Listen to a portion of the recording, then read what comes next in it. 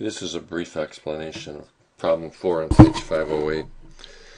Let me get the problem up here. I'm just showing the solution. Let's look at the problem. Here we go.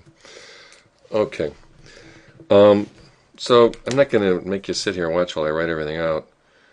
We're not told the subjects are randomly selected. We must assume.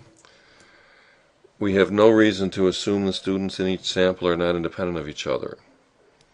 Now, just let me add parenthetically. Why don't you just stop this for a second, hit pause or whatever, and make sure you read the problem over. I'm not going to read it to you out loud. Just stop it and make sure you've read it completely before you continue.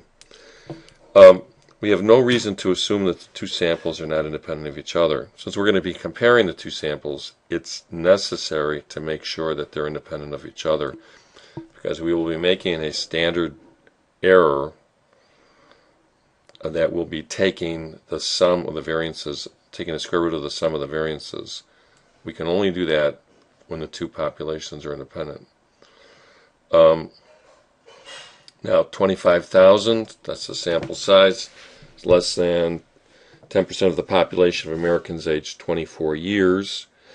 NP for males is 10579, that's greater than 10. NQ is 0.881. Now what I did here was to get NP, I took 0.849 times 12460, 0.849 times 12460. Now this number, this is x sub m. This is, when we go to the calculator, this is what we'll be using. This is the numerator of p hat sub m, which is 10579 over 12460. And here's n times p hat female. Okay, that's 11169. And this is x sub female, which we'll put into the calculator. All right, and then this is q. Okay, so the preconditions are met. Therefore, the difference in the proportion of the 24-year-old female and male Americans who have finished school has an approximately normal sampling distribution. Now we're going to determine what that is. I didn't write it out yet. Okay, so we have p hat male, which is 0.849, p hat female, 0.881, and then p hat delta, 0.032, 0.881 minus 0.849.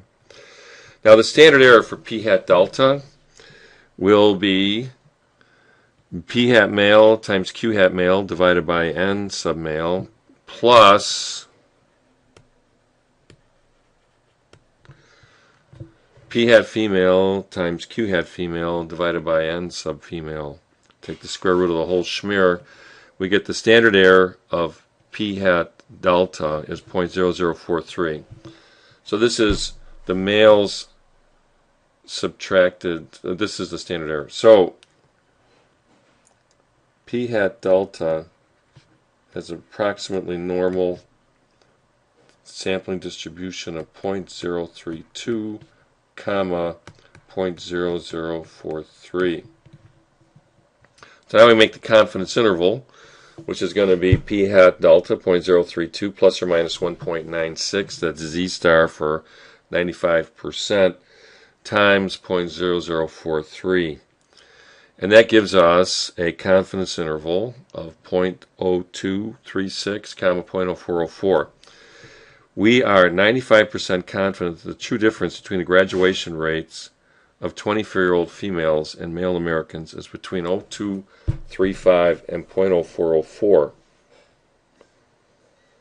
Since 0 is not in the confidence interval, there is evidence that girls are more likely than boys to finish high school.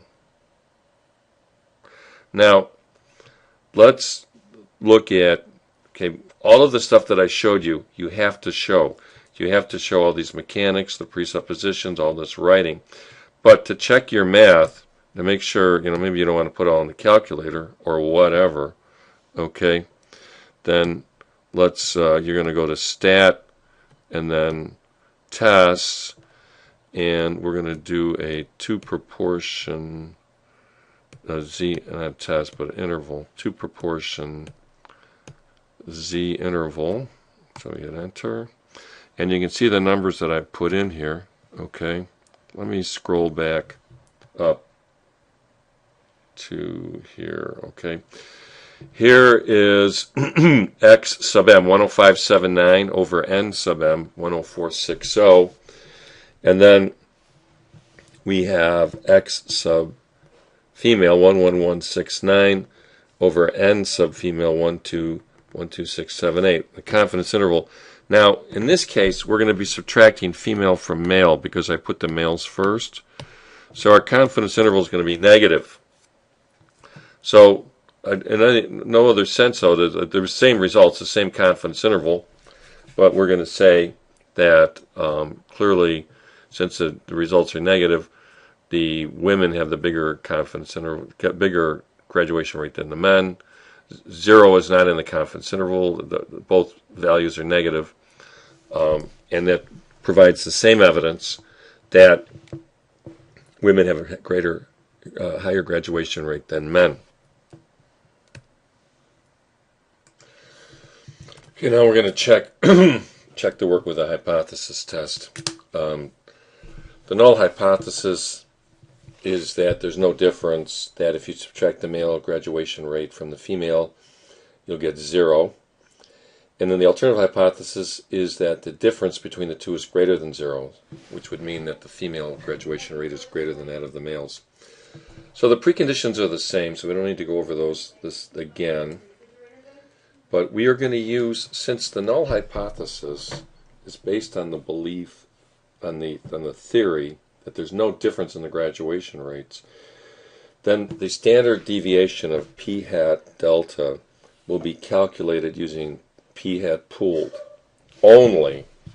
P hat pooled is only used to calculate the standard deviation of p hat delta when we're calculating a p-value in a hypothesis test. So p hat pooled is going to equal 10579. That's x sub males plus 11169.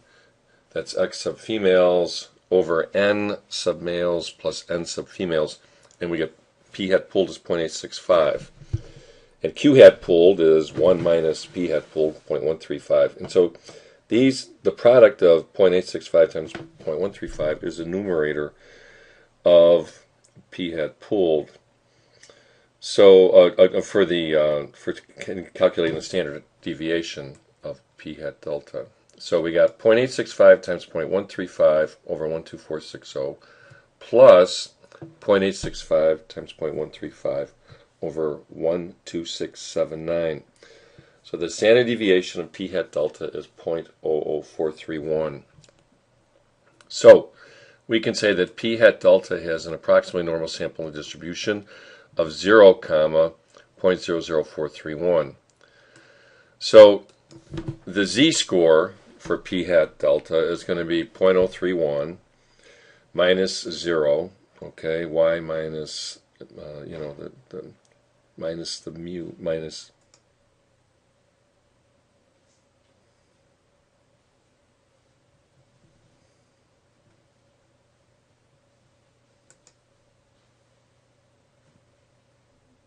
so I get interrupted. I ran out of this space, so I'm going again. All right, so I think the last thing I'd said, and I realize I'm repeating myself here, that we have a p hat delta has an approximately normal sampling distribution of 0, 0.00431. So the z-score for p hat delta will be 0.32 minus 0 over 0.00431, which is approximately 7.42. Now with the z-score that big, we're going to reject the null hypothesis. The p-value will be practically 0. Since the p-value is so low, we reject the null hypothesis. There is evidence that American female 24-year-olds have a higher graduation rate than males. And